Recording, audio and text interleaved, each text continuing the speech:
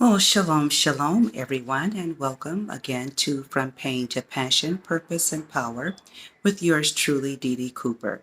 This is the day that the Most High has made, and I'm praying and I'm trusting that you are yet rejoicing and that you're yet glad in this day.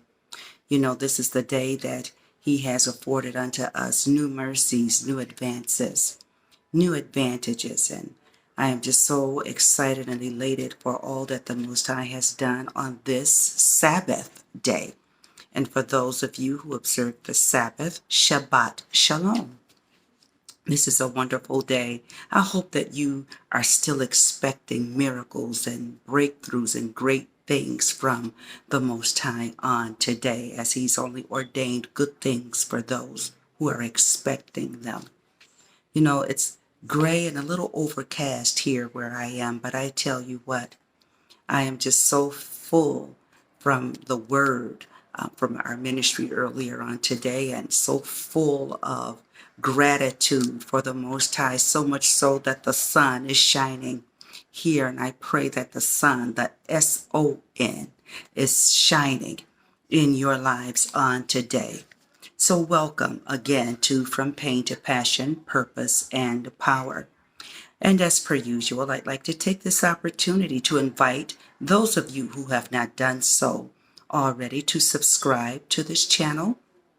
Go ahead and subscribe to the channel and then hit the notifications bell so that you are notified each time new videos are uploaded. I endeavor to upload a video every Sabbath day as an extension of my worship to the Most High on this day. Also, I'd like for you to take this opportunity to hit that thumbs up button. Thumbs up, thumbs up, thumbs up.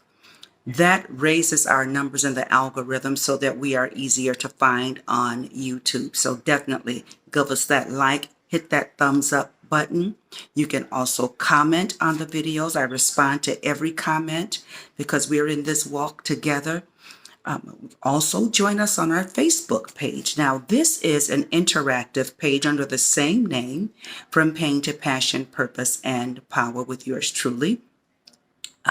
This is a forum whereby it's interactive. Questions are posed to you. There's no right or wrong answer. It gives us an opportunity to fellowship together, to share our testimonies. I respond to the questions. I'm always so interested in hearing what the Most High is doing in your own lives. Share your testimonies. The word tells us that they were overcome by the words of their testimony and by the blood of the Lamb. So definitely feel free to share those testimonies with us on our interactive Facebook page. We are also on Instagram. Some of you make comments on Instagram. I'm right there with you. I comment back with you and I answer all of those comments as well. It's so good to hear from all of you who are following us on our Instagram page. And we're also on Twitter. There are some awesome things that I'm working on to expand the forum that the Most High has given me. There's a podcast that I'm working on. There's music that's forthcoming. So I'm just very excited about what the Most High is doing, and I pray that you are as well. Now, I've started a series on our speech. Watch your mouth. Entitled, Does Your Speech Betray You? And we've began to elaborate on some of the ways that our speech can trip you up, can set a trap for you. Proverbs tells us that, your words can set a trap for you, that we're snared by the words of our mouth. Isn't that something? How that your words, the very words that you speak, can produce a harvest for you, whether it is a good harvest or if it's a bad harvest. Galatians chapter 6 and verse 7 tells us, be not deceived. It says that God is not mocked. He says that whatsoever a man soweth, or whatsoever a man plants, that is what he's going to reap. So if you sow good seed, you will reap a good harvest. However, on the other hand, if you sow negative seed, that is the harvest that you are going to receive. So I admonish you to watch the words that proceed out of your mouth, because your words, they're seed, and you plant seed. No farmer or anyone who likes to garden plants a seed and not expect a harvest from it. If you go out in your garden and you're planting, cabbage or peppers or cucumbers, lettuce, whatever it is that you are planting, you're planting that seed because you are expecting a harvest. You're going to cultivate that seed. You're going to water that seed. You're going to take care of that seed so that that seed can produce what you planted. Well, your words are seed. And when you speak words, you are actually planting those words. And depending on the types of words that come out of your mouth, whatever you water that word with, whatever you water that seed with, that's the harvest that you can expect.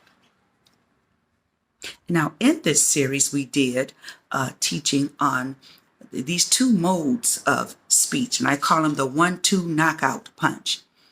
And these modes of speech were called murmuring and complaining. We talked about the effects of murmuring and complaining, what they do to us and for us spiritually, and we also talked about the natural effects of murmuring and complaining. What happens to your physical body when you are consistently complaining and consistently murmuring? We went on ahead and we also defined what murmuring and complaining is. Now, in the Merriam-Webster dictionary, murmuring can be defined as a low, intelligible sound. It means to mutter. It means to moan in a low tone. Murmuring. Complaining means to bring a formal accusation against someone. It means to harbor resentment against someone. It means to accuse someone. And we went on to discuss how murmuring and complaining is a horrible sound in the ear of the Most High. We talked about what happened to the children of Israel and the mixed multitude that came out of Egypt with them. And while they were in the wilderness, even though the Most High did a supernatural and miraculous thing for them and brought them out of bondage and brought them across the Red Sea, destroyed the enemy that was in pursuit of them. When they got there, they forgot what the Most High did, and they began to complain to the degree that it angered the Most High. Numbers chapter 11 talks about how their murmuring and complaining displeased the Most High. So murmuring and complaining does not bring pleasure to the Most High. He absolutely hates it. And it talks about in Numbers 11 how his anger was kindled against them because of the speech that proceeded out of their mouths. It's a horrific thing. The tongue, your speech, identifies where you are. You want to know where a person is or where their head is, as my mom say.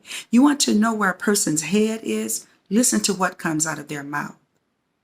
Ecclesiastes 5:1 talks about how a fool is known by the multitude of his words.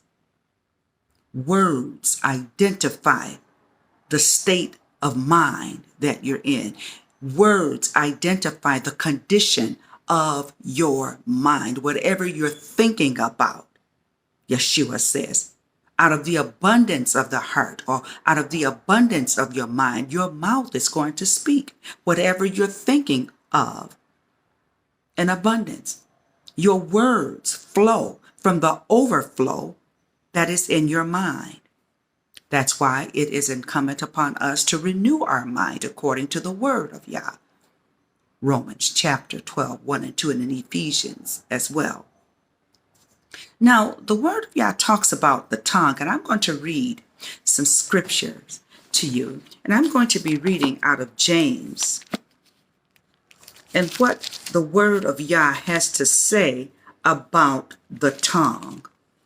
And I'll be reading out of James, and I'm reading from the King James Version.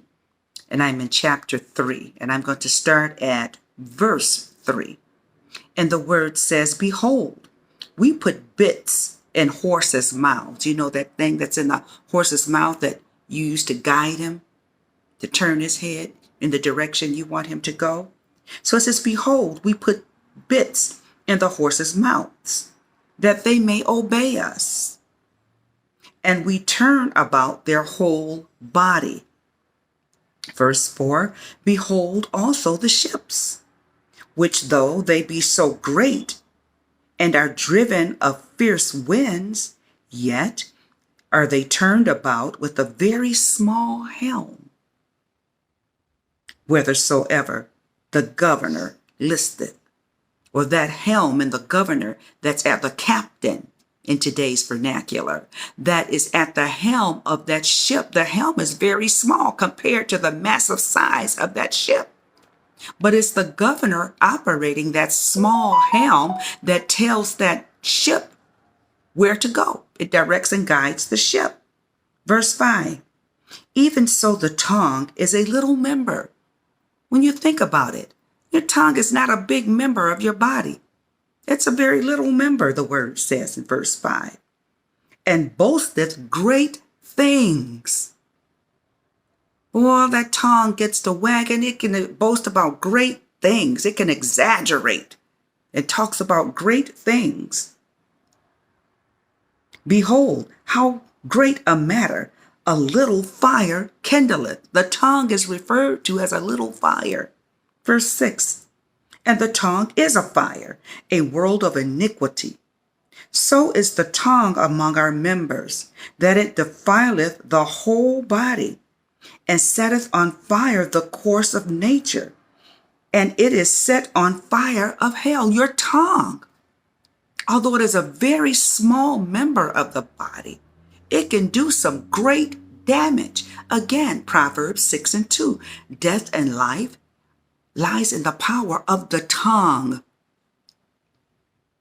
It boasts great things. It says that the tongue is a world of iniquity. This little bitty member of the body is a world of iniquity among our members. Verse 7, "For every kind of beasts and of birds and of serpents and of things in the sea is tamed, and has been tamed of mankind."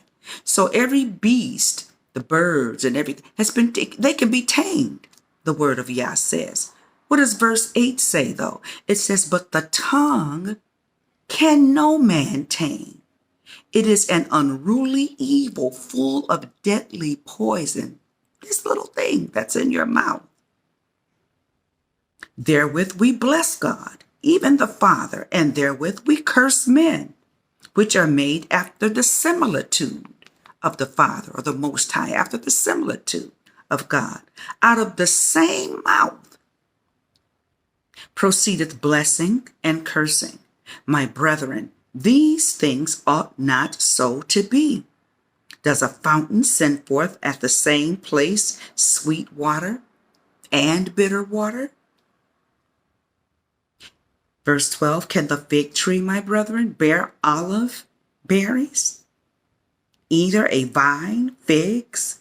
So can no fountain both yield salt water and fresh water. Who is a wise man and endued with knowledge among you? Let him show out of a good conversation his works with meekness and of wisdom." The word tells us. So the tongue, the Bible says, nobody can tame the tongue. It is an unruly evil. But now Isaiah tells us that we're to pray for the tongue of the learned, that we may learn how to speak a word in season. This should be our prayer, that we learn how to guard what comes out of our mouths. My mom says your tongue is guarded by teeth. Your gate, these are your teeth, are called the gate. Keep the gate closed. The word of Yah talks about having our words seasoned with grace. Talking about words.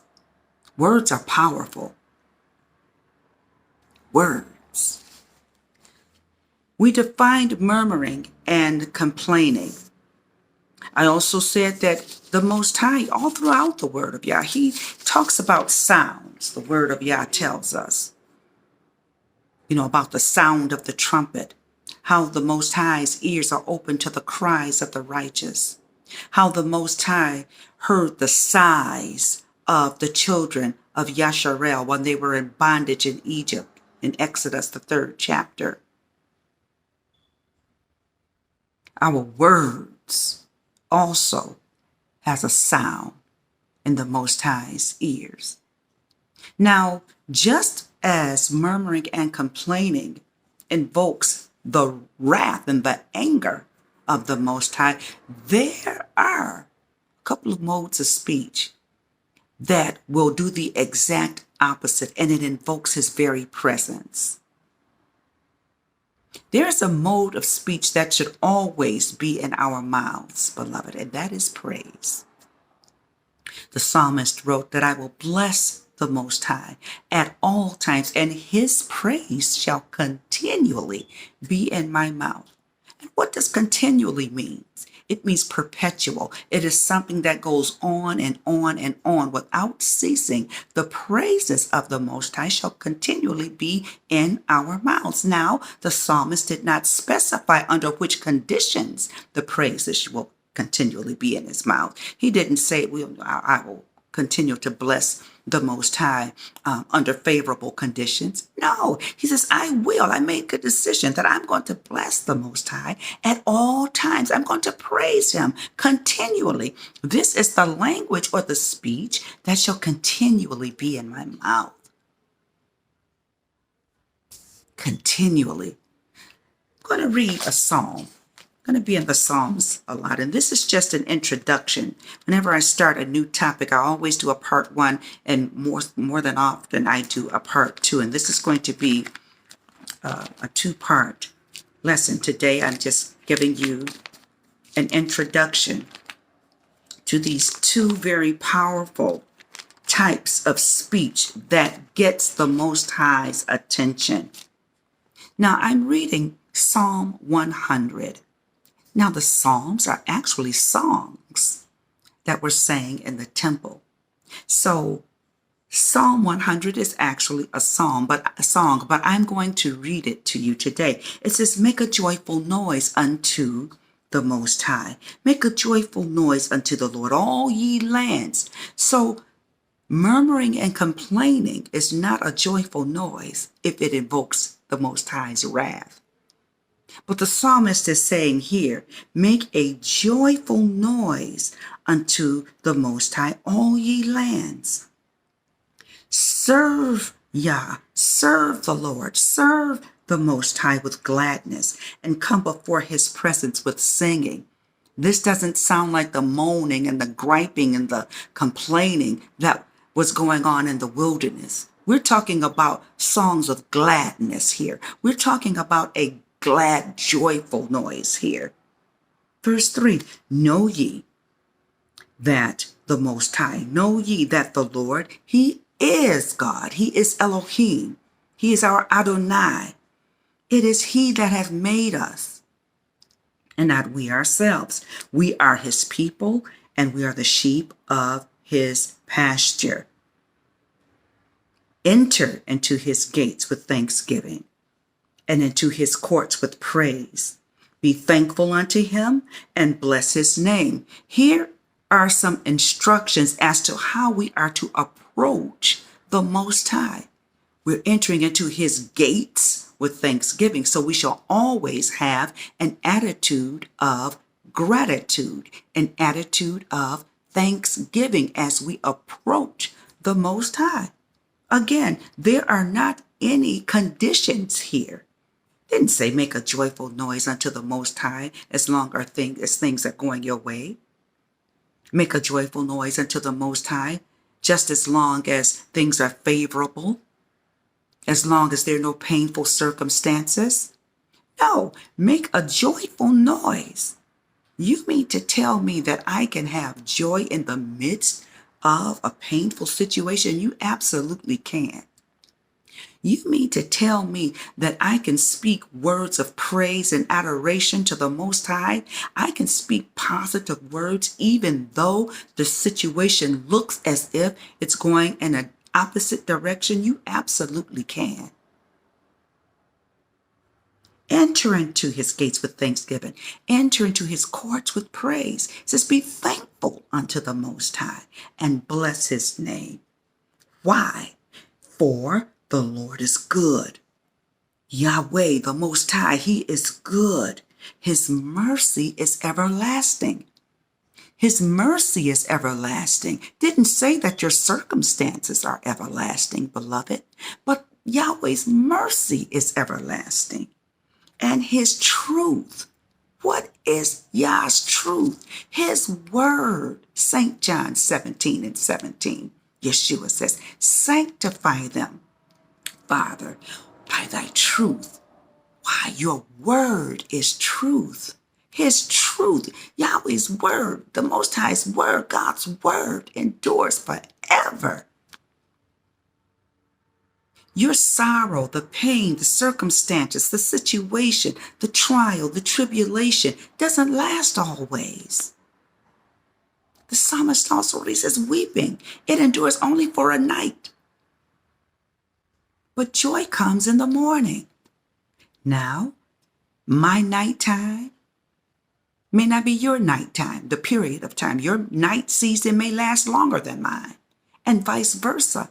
But you better rest assured with an attitude of gratitude, praise, thanksgiving, gladness. It's not going to last always. Many are the afflictions of the righteous, the psalmist says in Psalm 34. He says, but the Most High delivers them out of them all. There is not an affliction that you will endure that if you have the right attitude, the Most High, who is the deliverer, will not bring you out of. If he brought you to it, he'll bring you through it. He's good. His mercy is everlasting. His truth endures to all generations. The word says that heaven and earth shall pass away, but the word of the Most High, it shall last forever. It shall remain. The word of Yah, it is the seed that remains. The words of Yahweh, Yeshua says in St. John 6:63, he says, the words that I speak. Now this is the word, talking about the word. St. John chapter 1, it says that Yeshua, he's the word that was made flesh, and he dwelt among us. So the word in St. John 6:63, he says, the words that I speak, they are spirit and they are life. There's life in the words of the Most High.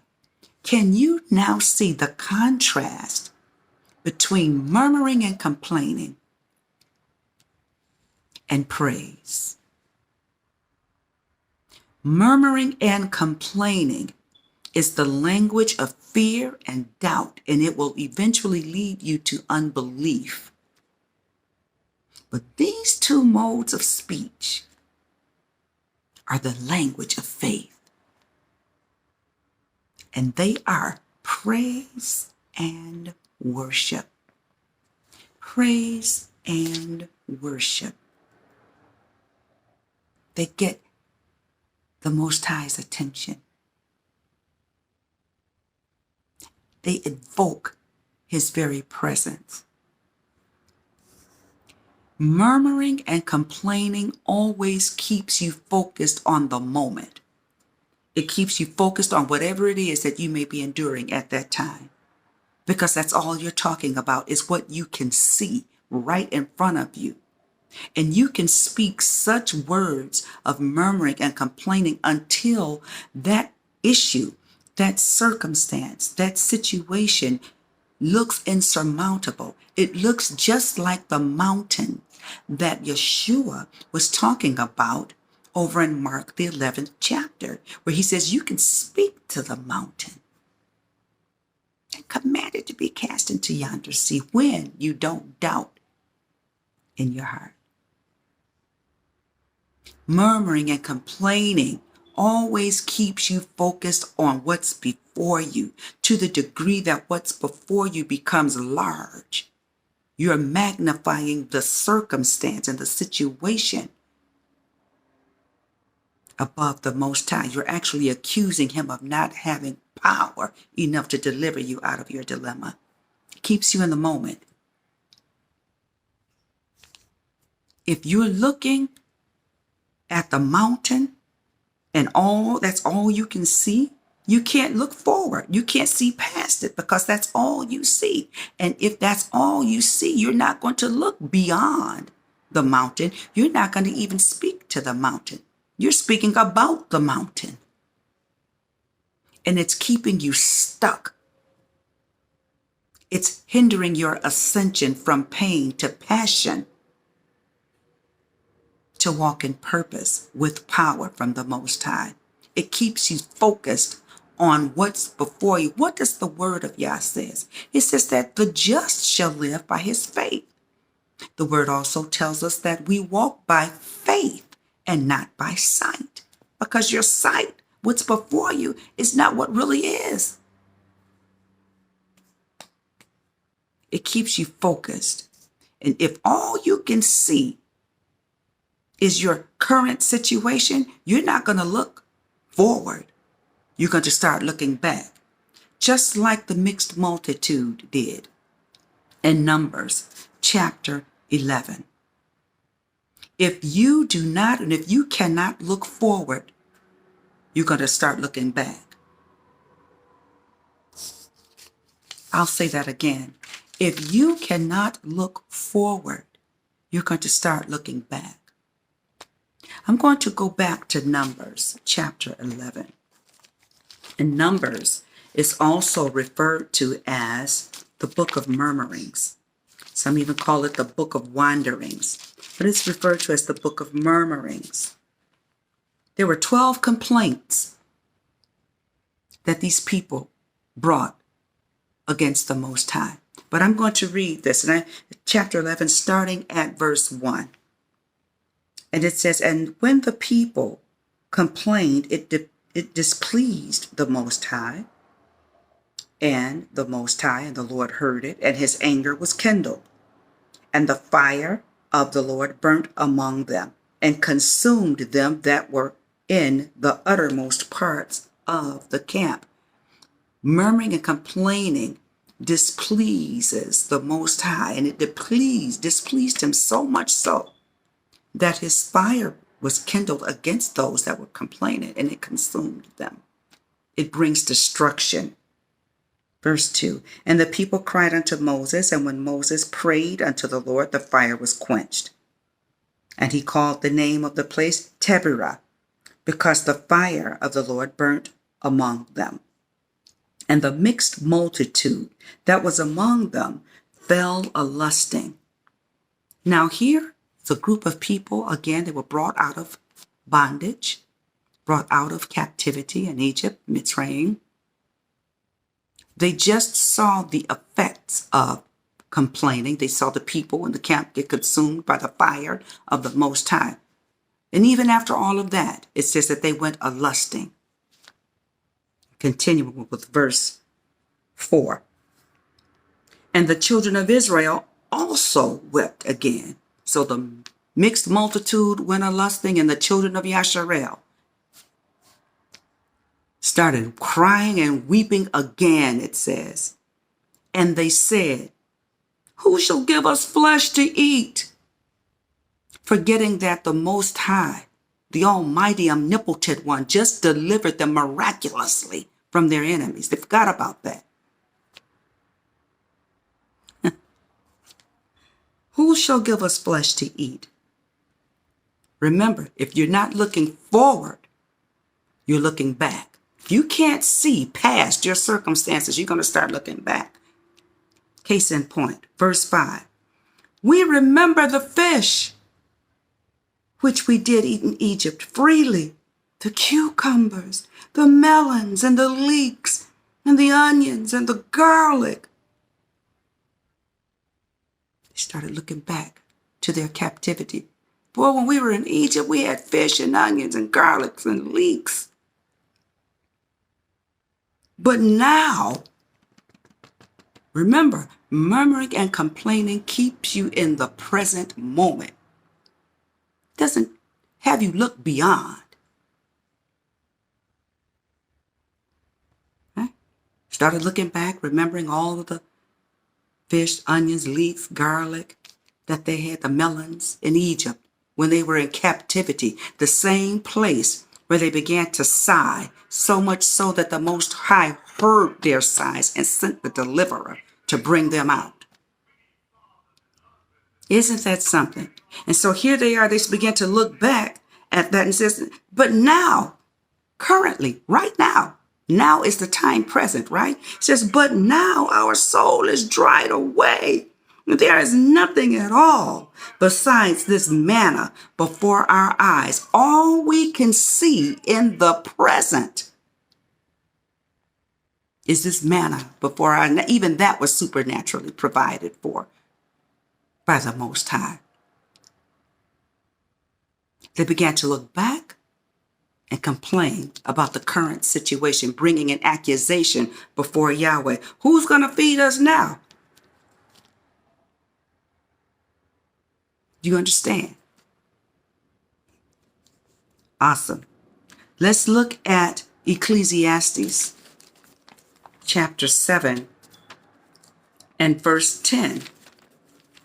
Ecclesiastes 7 and 10. This is very important that you get this, and then we're going to talk about some other things. But listen to this. It says, say not thou, what is the cause that the former days were better than these? For thou dost not inquire wisely concerning this. What is the purpose of you looking back saying, like Archie and Edith Bunker, those were the days, right? I remember when. Remember that song by All in the Family, those of you who are 70s TV buff like I am? They began to talk about the songs that Glenn Miller played, the songs that made the hit parade, huh? Didn't need no welfare state. Everybody pulled their weight. G.R. Old LaSalle ran great. Those were the days, right? They began to look back. What is the purpose of saying those were the days? The word says that there's no wisdom in doing this. Let's look at Luke 9 and 62. St. Luke chapter 9, verse 62. Have to get our speech right, beloved. You're shooting yourself in the foot, there's an old saying. You know, when you murmur and complain and your speech is not aligned right, you're shooting yourself in the foot. You're hindering your own progress. And some of you are not even complaining about the situation. You're murmuring and complaining about yourself. Some of you, you have the ideas, but you just don't have the focus or the tenacity to move forward. Some are to start complaining about the vision that the Most High gave you. This too big. I don't know how I'm going to do this. I don't know how you think I'm supposed to do this. Who going to help me? You begin to complain against the Most High about the vision that He gave you, not realizing that if He gave you the vision, He'll give you the wherewithal to complete it. Wow. St. Luke 9 and 62. And this is Jesus speaking. This is Yeshua. He says, and Yeshua said unto him, no man Having putting his hand to the plow and looking back is fit for the kingdom of Yah. You're not even fit for the kingdom if you put your hand to the plow and you start looking back, because what you see in front of you, you deem is bigger and larger than the Most High. Wow. Now, praise and worship is the exact opposite of murmuring and complaining, whereas murmuring and complaining invokes Yah's anger. Praise and worship invokes his presence into your circumstances, into your situation. Now, does it mean that your circumstances are not real? No, it doesn't mean that. But it just means that you magnify the Most High, the omnipotent one, above your circumstances. It's an old worship song that says, I exalt thee. You begin to exalt. You mean to lift him up. You begin to lift the Most High up, so much so until he is greater than anything that you can possibly be enduring, because he is the one that has the solution. He is the one that can deliver you. He is the deliverer. He delivers us out of all of our destructions. He hears our cries and he delivers us when we exalt him. Praise. Now, I'm going to read, and this is one of my favorite songs. The Most High gave me the music to this song, and it's my favorite. I sing it sometimes even in my personal time of praise and worship. And this is the 46th Psalm, because praise and worship expresses our faith and our confidence in the Most High. Psalm 46, 1 through 3, it says, God, Yah, the Most High, is our refuge and strength. This is why we can praise him. He's our refuge, he's our strength, and he is a very present help in the time of trouble. So no matter what you may be facing on today, the word of Yah tells us here that he is our refuge. We can take shelter in him, and he is our strength. He is the one who fortifies us, and he is a very present help in the time of trouble. You might not be able to see how he's moving on your behalf. You may not be able to feel or sense his presence, but he's there. He's there. He's a present help in the time of trouble. Therefore will we not fear, because he is your refuge, because he is your strength. You don't have a reason to fear. Though the earth be removed, and though the mountains be carried into the midst of the sea, though the waters thereof roar and be troubled, though the mountains shake with the swelling thereof, even though all of these things may be occurring, I will not fear, because the Most High, he is my refuge. I have taken up my abode in him.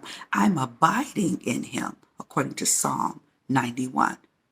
And he hides me under the shadow of his wing. Therefore, because he is omnipotent and he is all powerful, I don't have to fear, even though all of these catastrophic things may be occurring, even though all of these horrific things may be happening to you in your life. The Most High has the solution. He is your deliverer. He is. Verse 10 says, be still and know that I am God. I am Yah. He says, and I'll be exalted. I'm going to be exalted in the heavens. I'll be exalted in the earth. Now, of course, I'm talking to those who, have a relationship with the Father. And even for those who may not, we say, now, Dee, that sounds really nice. That sounds good. You're talking really good here. But I don't know this. I don't know the Father like that. I'm not, I don't. Well, you can still watch the words that come out of your mouth because they are seed.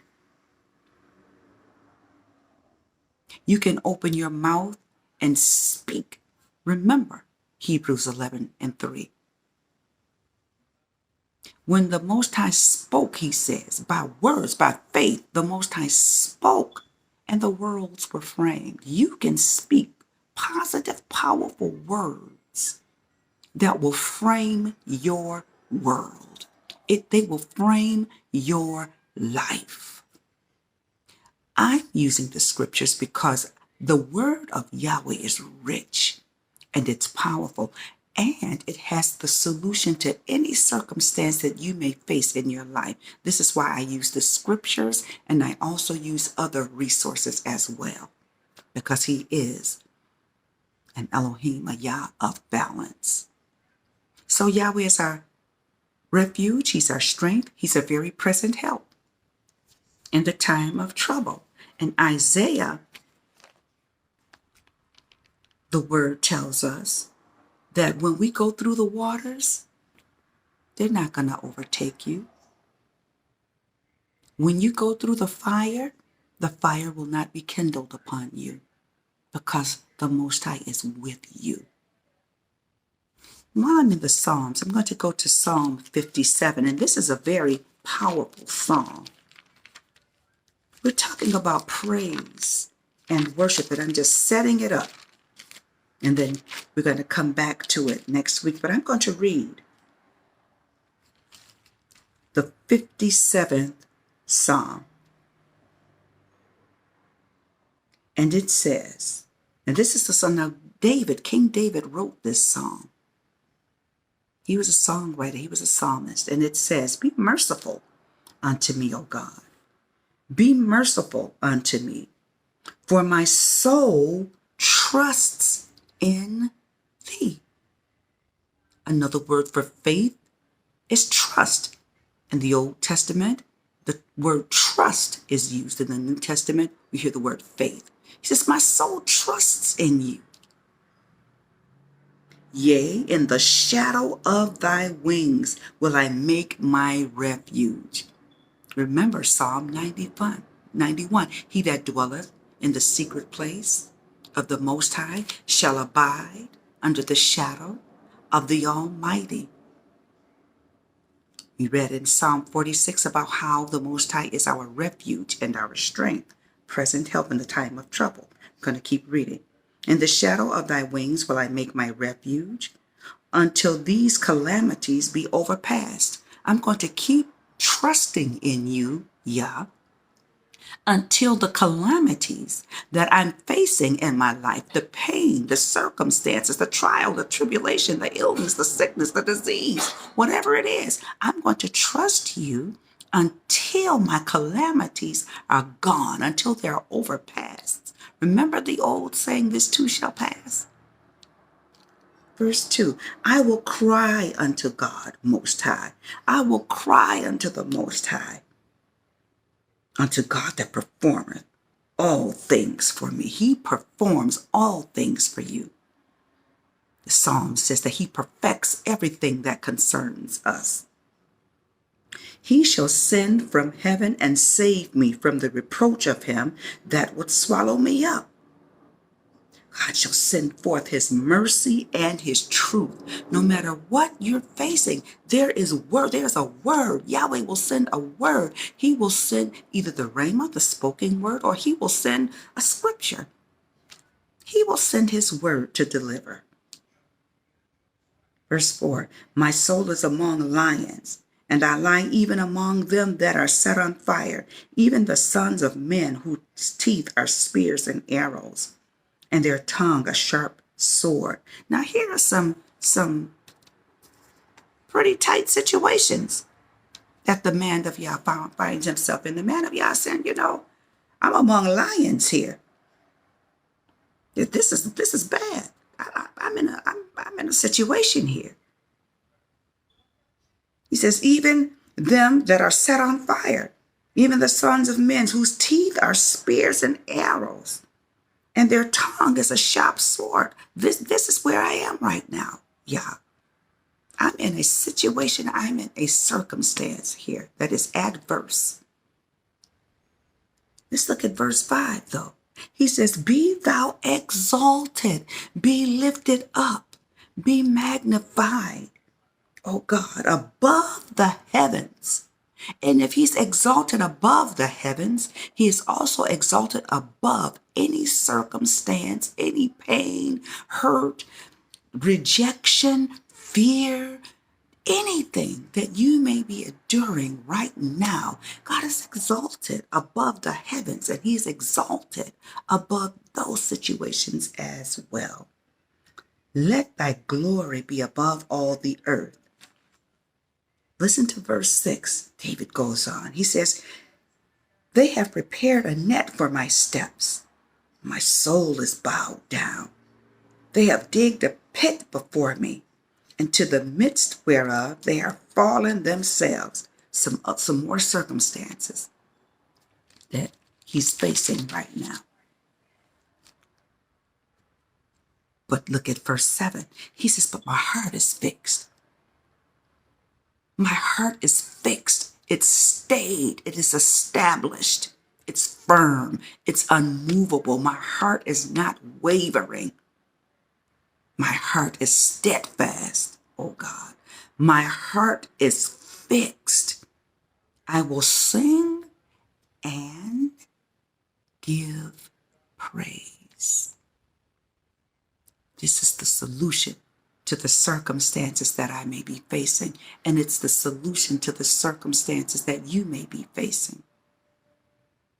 Your heart, your mind has to be fixed and stayed to the degree that you are right in line with Hebrews, the 12th chapter, that you're looking unto Yeshua, who is the author and he is the finisher of your faith. You're fixed. Your focus is, okay, but I'm fixed. My gaze is set. I have my goal that is set before me. The vision that he has given me is set before me, and I'm straightway to accomplish it. I see the pitfalls that may try to pop up. I see detours that may try to throw me off course, but my heart is fixed. And because my heart is fixed, and because I'm exalting and praising the Most High and magnifying him above the urkinations, my best friend calls them, the little urkinations that you have in your life. I'm going to sing praises unto the Most High, and I'm going to praise his name. Verse 8, awake up, my glory. Awake, psaltery and harp. I myself will awake early.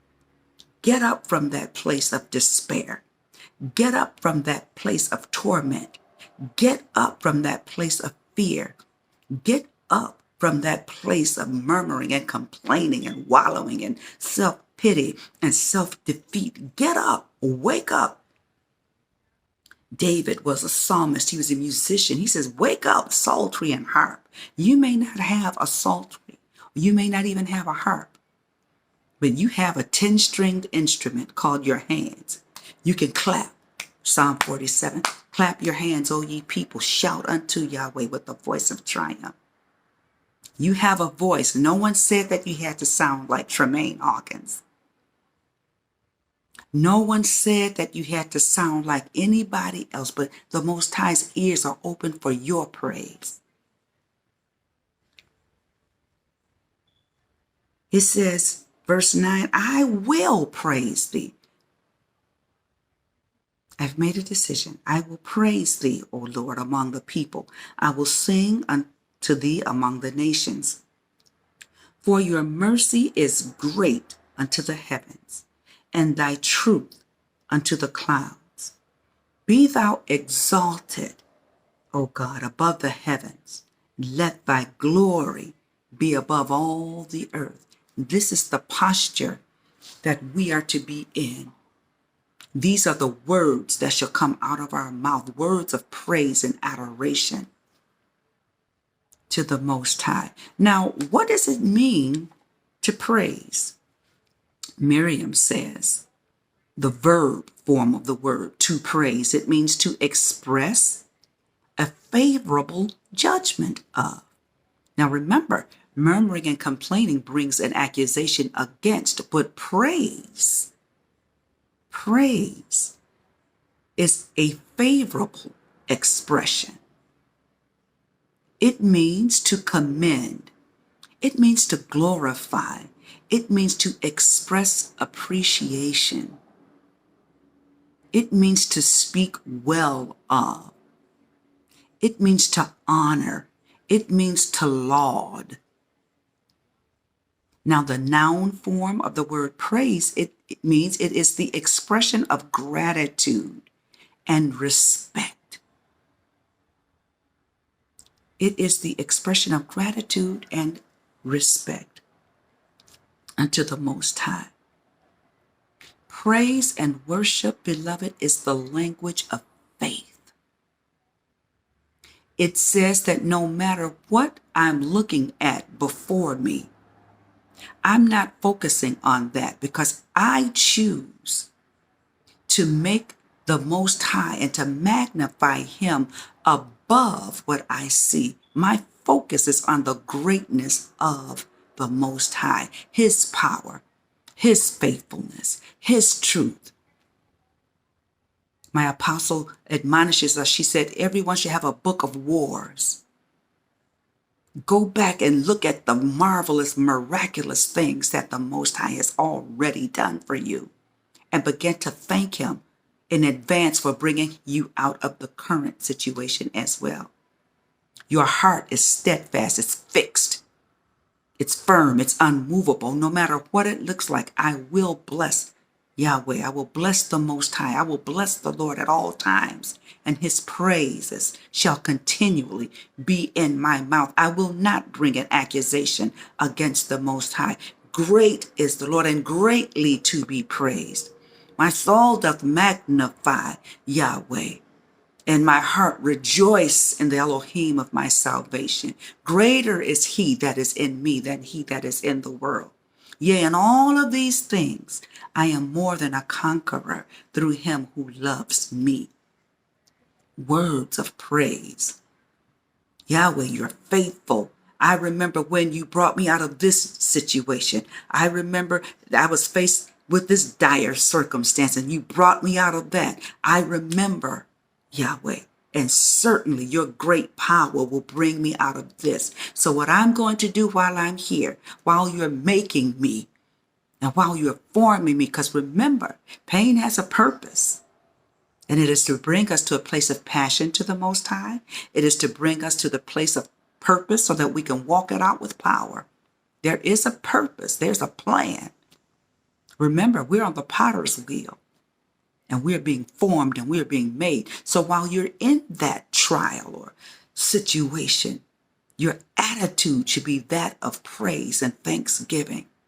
Remember, your attitude determines your altitude. Your attitude determines how long you stay in that situation. It took the mixed multitude, it took them 40 years to get out of the wilderness. And it was not even that long of a trip. You want to know what kept them there for 40 years? Their murmuring and their complaining and their attitude towards the Most High. You want out of your wilderness? Begin to bless and begin to praise the Most High. Begin to speak well of Him. Begin to laud Him. Begin to exalt His name. You may say, well, Dee Dee, I can't sing. It doesn't matter. Your praise will go up as a sweet smelling savor before the Most High. Why? Because it's coming from a pure heart. It's not interested in how you sound. Everybody doesn't sound like Aretha Franklin or Tamala Mann or any of the other great artists out there. But you have your own praise that you can give to the Most High. You have your own positive affirmations and confessions that you can speak to frame your world. speak those words of life. It takes your focus off of your circumstances and it places your focus on the Most High where it should be. He's the only one that can give you the wisdom. He's the only one that can deliver you. Your praise expresses the total assurance and confidence in the Most High. Hebrews tells us, says not to cast away therefore your confidence in the Most High, because it has great recompense of reward. There's a great reward when you begin to praise and magnify the Most High. It's a great recompense of reward. Now I'm going to read one more psalm before I close out for today. And that is Psalm 62. And I'm going to read verses 1 through 2. And then I'm going to read verses 6 through 8. Psalm 62. This is also a psalm that David wrote. He says, "Truly my soul waiteth upon God, waiteth upon the Most High. From him cometh my salvation." Your salvation, your deliverance comes from the Most High. He only is my rock and my salvation. He is my defense. I shall not be greatly moved. Why? Because Yahweh is your defense. He fights for you. Verse 6. Let's start at verse 5. "My soul wait thou only upon the Most High, upon God, for my expectation is from him." You can, when you praise the Most High, what you're saying is, I expect the Most High to deliver me out of this situation. I'm going to pray, but my confidence, I'm confident in him. I'm expecting it. But in the meantime, whatever it is that I have to learn in this place, I'm going to learn it with the right attitude. 6. "He only is my rock and my salvation. He is my defense. I shall not be moved. In God, in the Most High, is my salvation and my glory. The rock of my strength and my refuge is in God. Trust in him at all times, ye people. Pour out your heart before him." God is a refuge for us. He's our refuge. He's our strong tower. And the righteous can run in and find safety. Change your speech. Renew your mind according to the word of Yahweh. Be renewed in the spirit of your mind in Ephesians. We can trust the Most High because he's right there with us. Remember Shadrach, Meshach, and Abednego in the furnace? Didn't he show up? They didn't complain. "I don't know why Nebuchadnezzar put me in this fiery furnace. After all, I'm trying. Oh, I'm trying. My spirit is willing, but my flesh is weak. I'm trying to obey the Most High. I don't know." No. They were firm. Their hearts were fixed. And what happened as a result of that? It says, because he says, I see them, but I see a fourth person. He looks like the Son of Man. Yeshua showed up and he was right there with them. He's not going to leave you in that place. It's not to destroy you, but it's to make you into that beautiful vessel. I'm going to stop right here. Next week, we're going to dig a little deeper, Yah's willing, into praise and worship and the power of praise and worship. What happens when we align our words with Yahweh's words? What happens when we begin to praise and magnify the Most High? How does he change our situations when we're in the midst of the fire, when we praise and magnify him? We saw the effects of murmuring and complaining. We're going to see the effects of praise and worship. Join me next week. Don't want to miss it. We're going to pick up right here where we left off on praise and worship. In the meantime, the Most High loves you, beloved. So do I. I pray that you have a blessed and prosperous week. I pray that the Most High's favor goes before you and that you're expecting nothing but the very best. See you next week, Yah's willing. And until then, shalom, shalom.